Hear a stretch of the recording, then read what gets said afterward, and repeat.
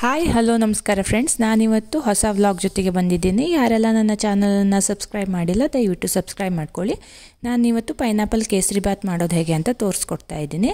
ನಾನೊಂದು ಚಿಕ್ಕ ಲೋಟದಲ್ಲಿ ಚಿರೋಟಿ ರವೆಯನ್ನು ತಗೊಂಡಿದ್ದೀನಿ. ಚಿರೋಟಿ ರವೆ 1 ಕಪ್, ಅದಕ್ಕೆ 1 ದೊಡ್ಡ ಸ್ಪೂನಷ್ಟು ತುಪ್ಪವನ್ನು ನಾನು ಇಲ್ಲಿ ಬಾಣಲೆಗೆ ಹಾಕ್ಕೊಂಡಿದ್ದೀನಿ. ಈಗ ಇದಕ್ಕೆ ನಾನು ಚಿರೋಟಿ ರವೆಯನ್ನು 1 ಕಪ್ಪಷ್ಟು ಹಾಕ್ತಾ ಇದ್ದೀನಿ. ಇದನ್ನು ಚೆನ್ನಾಗಿ ಸ್ವಲ್ಪ ಹೊಂಬಣ್ಣ ಬರೋ ಹಾಗೆ ಫ್ರೈ ಮಾಡಿಕೊಳ್ಬೇಕು.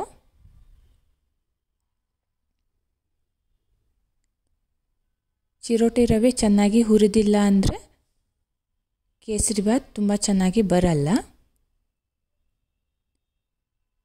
ಆದ್ದರಿಂದ ತುಂಬಾ ಚೆನ್ನಾಗಿ ಫ್ರೈ ಮಾಡ್ಕೊಳ್ಬೇಕಾಗತ್ತೆ.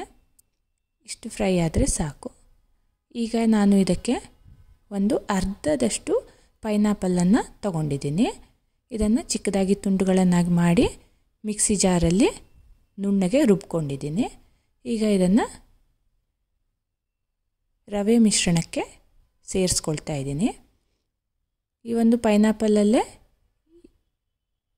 ಈ ಒಂದು ರವೆ ಚೆನ್ನಾಗಿ ಬೇಯುತ್ತೆ. ಈ ರೀತಿ ಬೆಂದ ನಂತರ ಇದಕ್ಕೆ ನಾನು ರವೆ ಎಷ್ಟು ತಗೊಂಡಿದ್ದೀನೋ ಅಷ್ಟೇ ಗಾತ್ರದ ಲೋಟದಲ್ಲಿ ಸಕ್ಕರೆಯನ್ನು ಕೂಡ ತಗೊಂಡಿದ್ದೀನಿ. ಈಗ ಇದನ್ನು ಚೆನ್ನಾಗಿ ಮಿಕ್ಸ್ ಮಾಡಿಕೊಂಡು ಕೊನೆಯಲ್ಲಿ ಏಲಕ್ಕಿ ಪುಡಿಯನ್ನು ಸೇರಿಸ್ಕೊಳ್ತಾ ಇದ್ದೀನಿ. ಈ ಹದಕ್ಕೆ ಬಂದರೆ ಪೈನಾಪಲ್ ಕೇಸರಿ ಬಾತ್ ತುಂಬಾ ಚೆನ್ನಾಗಿ ರೆಡಿ ಆಗುತ್ತೆ.